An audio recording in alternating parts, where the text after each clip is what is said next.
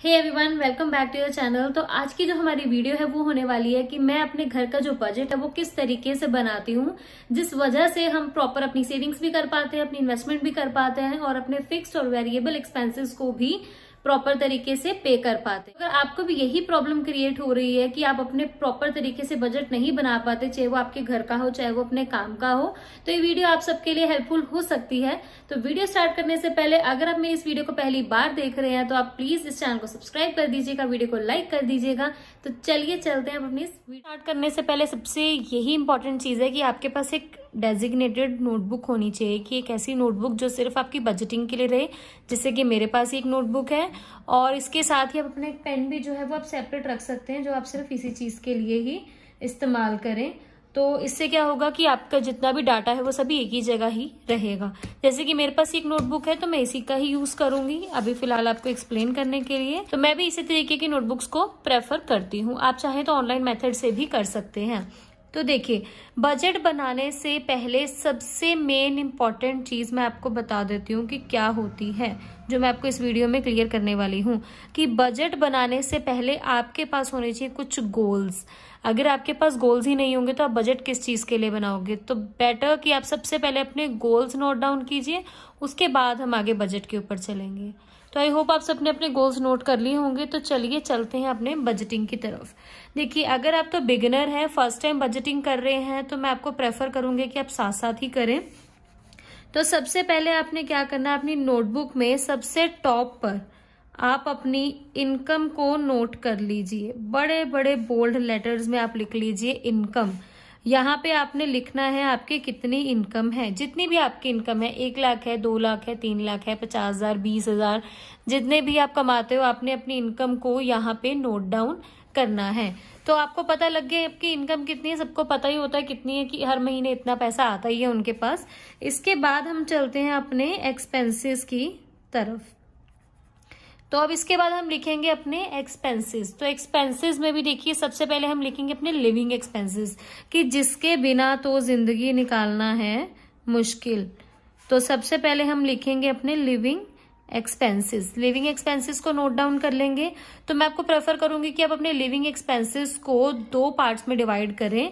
एक आप पार्ट रखें अपने ऑनलाइन का, कि जो भी आप अपने फोन वगैरह से पेमेंट करते हैं या जो भी आपके बैंक अकाउंट से कट होता है।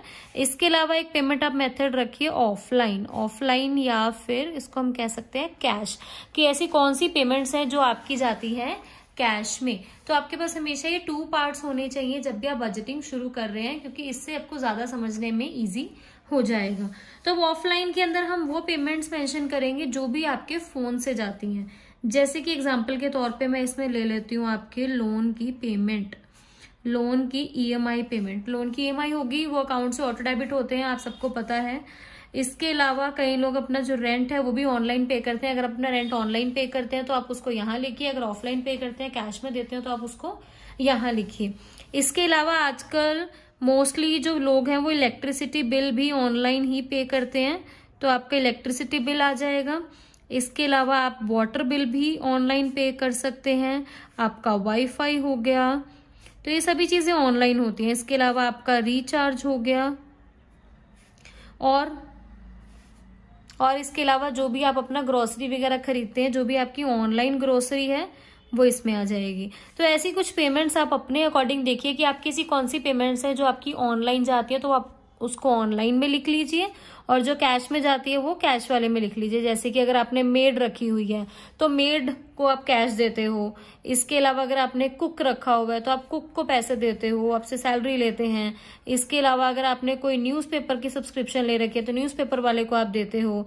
इसके अलावा जो आपका गार्बेज उठाने आते हैं, गार्बेज उठाने वाले को आप देते हैं, या आप जो वेजिटेबल्स परचेज करते हैं वो होगी।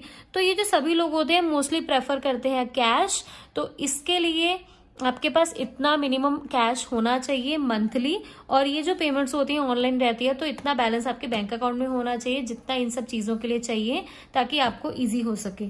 तो आपने क्या करना है, इनके आगे मेंशन करना है जितनी जितनी अमाउंट आपकी इसके अंदर जाती है, ऑनलाइन ऑफलाइन सभी के अंदर जितनी जितनी अमाउंट जाती है, आपने अपनी अपनी अमाउंट्स मेंशन कर देनी है। उसके बाद आपने क्या करना है, इसका टोटल आप करोगे, ऑनलाइन का सेपरेट करोगे, प्लस ऑफलाइन का आप सेपरेट करोगे। सपोज कीजिए कि आपके ऑफलाइन के बन जाते हैं टोटल 10,000 रुपीज, तो इसका मतलब है कि आपके पास हर महीने 10,000 कैश होना चाहिए। तो आप 10,000 कैश निकलवाएं अपने अकाउंट से और बाकी जितना भी मनी है उसको अपन में अकाउंट के अंदर ही पड़े रहने दीजिए। तो आप टोटल करेंगे लिविंग एक्सपेंसेस का, तो वो टोटल होगा ऑनलाइन प्लस ऑफलाइन। ऑनलाइन और ऑफलाइन को अगर आप प्लस करोगे तो आपके पास टोटल आ जाएगा आपका लिविंग एक्सपेंसेस। मतलब इतनी पेमेंट तो आपको अपनी लाइफ को चलते रखने के लिए चाहिए ही चाहिए है। तो सपोज कर लेते हैं हमारी जो इनकम है दैट इज एक्स और हमारे जो लिविंग एक्सपेंसेस हैं दैट इज वाई। इससे आपको आगे स्टेप समझने में इजी हो जाएगा।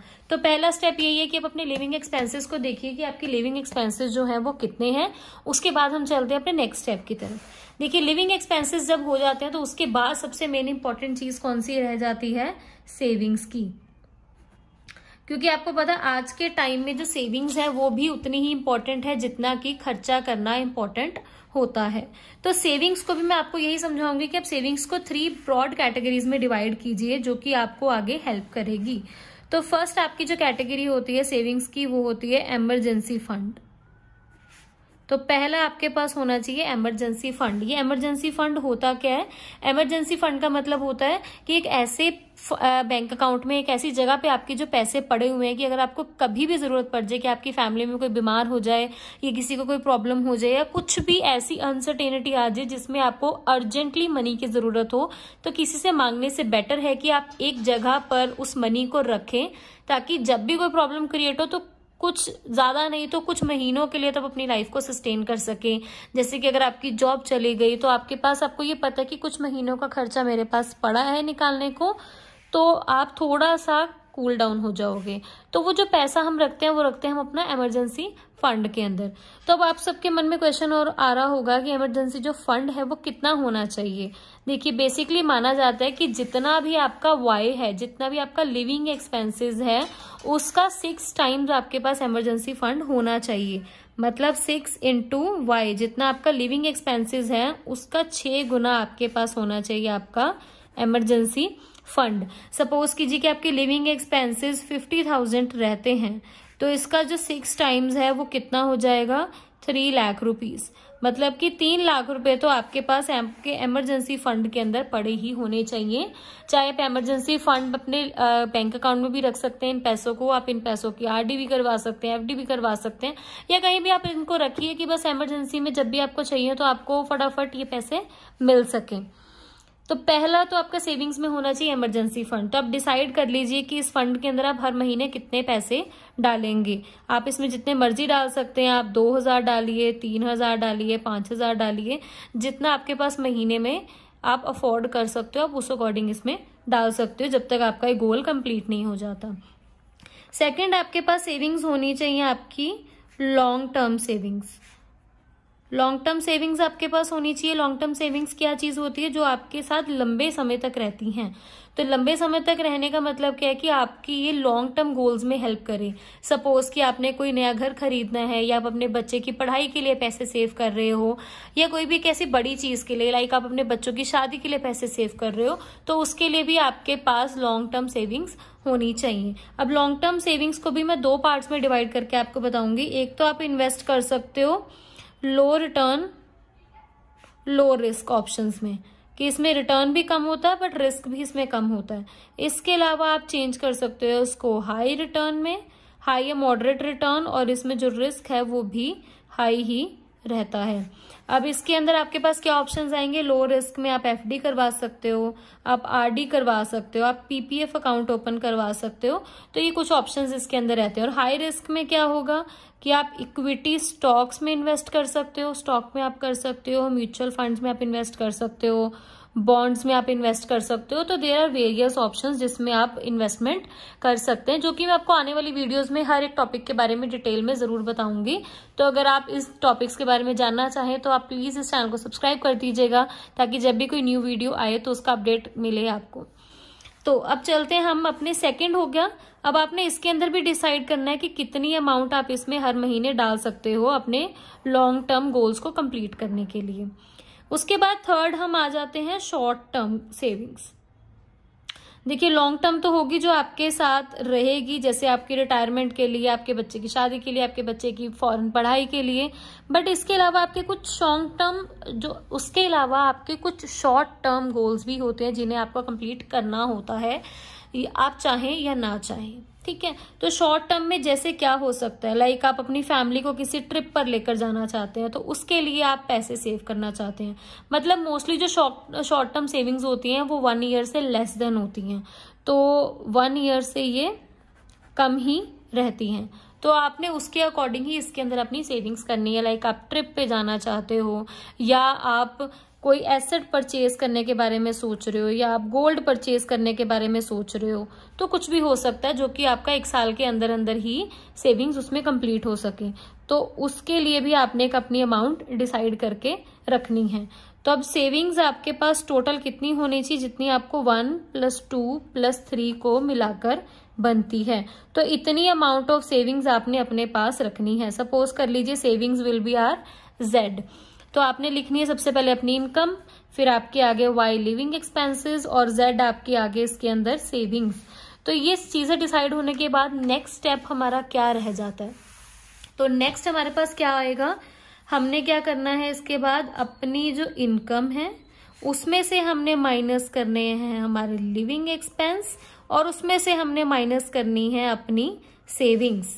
ठीक है, मतलब X - Y - Z, आपके पास क्या बचेगा, A मीन्स वो अमाउंट जो आप अपने उन खर्चों के ऊपर आप स्पेंड करो जो कि आपके मंथली चेंज होते रहते हैं। ठीक है, जैसे कि इसमें आ जाते हैं आपके सभी वेरिएबल एक्सपेंसेस। जरूरी नहीं कि आप इन खर्चों को करें, आप चाहें तो कर भी सकते हो, ना चाहें तो आप नहीं भी करें। क्या चीजें इन कैटेगरी के अंदर आती है वो मैं आपको बता देती हूँ। जैसे कि इसमें आ गया आपका मूवीज, कि अगर आप मूवी देखना जाना चाहते हो, या आप वीकेंड्स पर बाहर जाते हैं, खाने पीने के लिए जाते हैं आप लोग। ठीक है, और आपका कौन सा वेरिएबल एक्सपेंस हो सकता है जिसके लिए आप लोग खर्चा करते हैं बट जरूरी नहीं होता, लाइक शॉपिंग हो गया। ठीक है, मैरिज हो गया, मैरिज मीन्स अगर आप किसी की मैरिज में जाते हैं तो आपको उसके लिए शगन देना पड़ता है, तो वो शगन का भी जो एक्सपेंस है वेरिएबल हो सकता है, किसी महीने मैरिज आ भी सकती है और किसी महीने मैरिज नहीं भी आ सकती। तो ऐसे कुछ खर्चे होते हैं जो आपका वेरिएबल एक्सपेंस रहते हैं। तो मेक श्योर कि आप अपने वेरिएबल जो खर्चे हैं वो लिविंग एक्सपेंसेस और सेविंग्स को कट करके जो आपके पास ए अमाउंट बच रही है आप सिर्फ उसी के अंदर ही अपना मैनेज करें, इससे ज्यादा एक्सीड ना करें। और अगर आपके पास इस ए अमाउंट में कुछ बच जाता है eight the end of the month, तो आप मेक श्योर कीजिए कि आप इस ए अमाउंट को यूज करें अपनी इन्वेस्टमेंट्स के लिए। तो आप इस मनी को इन्वेस्ट कर सकते हैं for buying more and more stocks में आप इन्वेस्ट कर सकते हैं, आप किसी भी चीज में, बाकी अपनी प्रेफरेंस के अकॉर्डिंग देख सकते हैं, जिससे कि आपका जो वेल्थ है वो मैक्सिमाइज हो सके। तो आई होप आपको क्लियर हो गया होगा कि आपने अपने एक्सपेंसेस और अपनी इनकम को किस तरीके से बिहेव करवाना है कि आपके पास at the end of the month एक प्रॉपर बजट आ जाए। ये जो चीज है एक बारी में नहीं होगी, आपको कुछ टाइम जरूर लगेगा, कुछ मंथ जरूर लगेंगे, बट धीरे धीरे अगर आप करोगे तो आप इस चीज के साथ यूज टू हो जाओगे। सो बेटर है कि आप आज से ही स्टार्ट कर दीजिए, और आपको ये पता होना चाहिए कि आपके पैसे जा कहाँ रहे हैं, कहाँ से आ रहे हैं, ताकि जितना भी एक्स्ट्रा एक्सपेंस है आप उसको कट आउट कर सकें और उन मनी को आप यूज कर सकें अपनी लॉन्ग टर्म इन्वेस्टमेंट्स के लिए। सो आई होप आप सबको वीडियो पसंद आई होगी। तो अगर आपको वीडियो पसंद आई है तो इस वीडियो को लाइक कीजिएगा और सब्सक्राइब बटन भी क्लिक कीजिएगा, ताकि जब भी कोई न्यू वीडियो आए तो आप लोगों को मिल जाए नोटिफिकेशन। तो मैं मिलती हूँ आप लोगों से हमारी नेक्स्ट वीडियो में।